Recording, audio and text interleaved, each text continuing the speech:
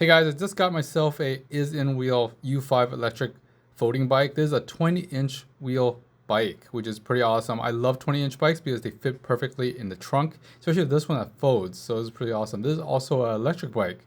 So you can see from the build, it took roughly about 40 minutes to build out of the shipping box. Most of it's already pre-assembled and ready, but it's a lot of zip ties to cut and then basically put the seat on, bolt on like the front wheel, and pretty much that's it. Everything else is pretty much there, and the pedals as well. Now the good thing is that it has a removable battery pack, so you can loosen the weight. Overall, the weight here is roughly around 55 pounds for the whole bike, which is nice.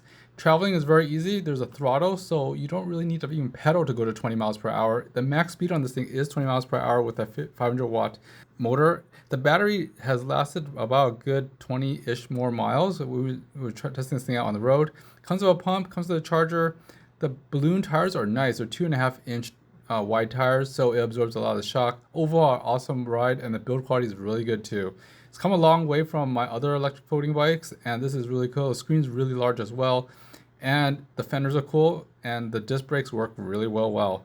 The tires really absorb a lot of the weight and the bounce and stuff, so it only takes like 20 something psi, so the hand pump that comes with it is perfect for it.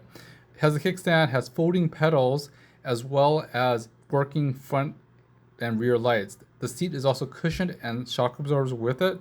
The rear light actually activates with braking. So if you hit the rear brakes, it basically activates the light as well, which is cool. It also comes with all the tools you ever need for this bike, which is really awesome. Anyways, guys, thanks for watching. I'll see you next time. Bye-bye.